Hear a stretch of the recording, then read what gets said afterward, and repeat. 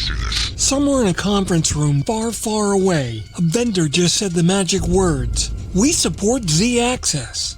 And in that exact moment, a call taker's monitor flickered, a CAD map sighed, and a responder in a stairwell whispered, "What floor is this again?"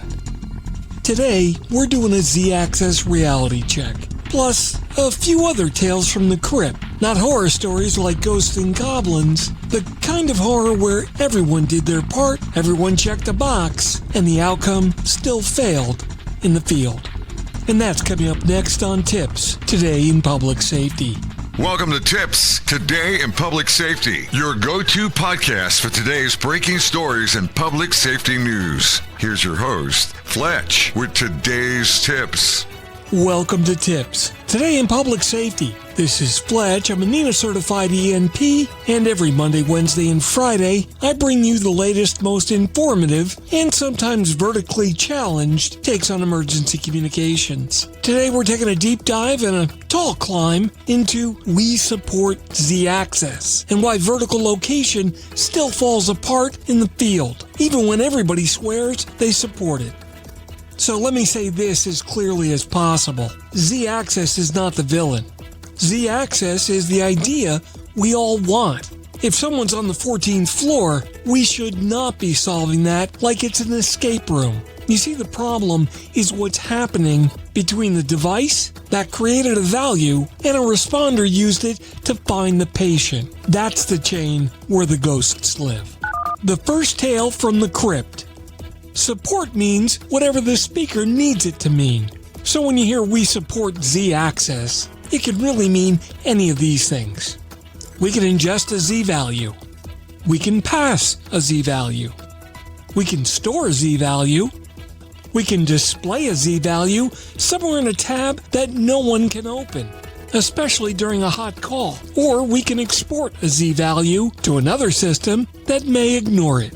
You see, none of those automatically mean we can tell you the correct floor in a way that you can trust. That's because in public safety, supported is not always the finish line. Actionable is the finish line. So here's the first reality check to question pretty much anytime anybody says anything. Show me what the call taker sees in real time, on a real call, with real uncertainty, and show me how that becomes a floor that a unit can act upon. Now, if the answer involves a spreadsheet, a promise, a slide rule, or the words in our next release, welcome to the Crypt. The second tale. 3 meters is not a floor when the building is a liar.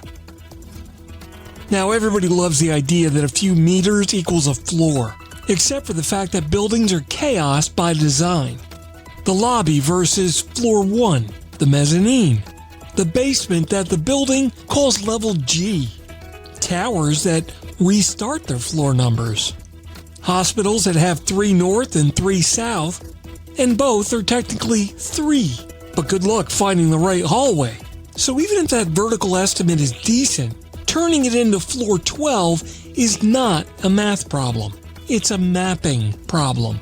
That means that the Z-Access number is only as good as the context wrapped around it. Reality check. Here's the reality check, and it's the heart of the whole episode. Vertical location fails in the field because the chain is fragile. A device creates a value and a network transports it. An NG911 element forwards it on, and a call handling platform displays it. A computer-aided dispatcher map will consume it, and a human interprets it. Finally, a responder will act upon it. Now, if any one of those links is weak, you get the same operational result: confusion. And the nastiest version of this is when the number looks confident, but shouldn't be trusted. That's the Crypt Keeper right there. The value arrives, everybody feels good about it, and then the call turns into, "We're searching multiple floors." Roger. So in your environment, you do not just test whether the Z-axis is present. You test whether the Z-axis is usable under stress.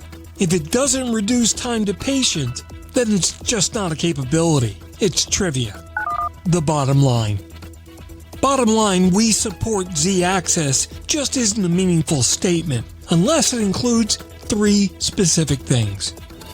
First is how you present it. If it's buried, it's dead on arrival. Second is how you qualify it. Operators need confidence and uncertainty in plain language, not engineering poetry. And third, how you translate it. Height is not a floor.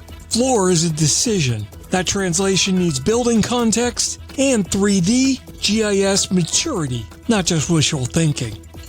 So the next time someone says, "We support Z-Access," just smile politely and then ask, "Awesome. Show me the floor. Show me the confidence. Show me how you prevent it from becoming a haunted number at 3 a.m. And that's how you keep the crypt closed." That wraps up today's episode of TiPS Today in Public Safety. Thanks so much for listening. For more updates and insights, remember to follow me on social media at Fletch911. And you can visit 911tips.com, where you'll find a complete archive of all of my previous episodes. My blogs are available online at Fletch.tv, and my professional website is at Fletch911.com. Stay safe. Thanks so much for listening, and if you're in public safety, thanks for what you do every single day. We'll catch you next time. Take care. You've been listening to TiPS Today in Public Safety, your go-to podcast for today's breaking stories and public safety news. Hosted by Fletch and available every Monday, Wednesday, and Friday. Catch past episodes on 911tips.com. Be sure to like and subscribe, and remember to join us each week for the latest on NG911. I am Spider Harrison, the official 911 voiceover dude. Catch me on Sirius XM on various channels, including 90s on 9, the 10 spot, and on the Weekend Countdown on Hits 1. Or don't regret it for the rest of your life. Either way, I'm good.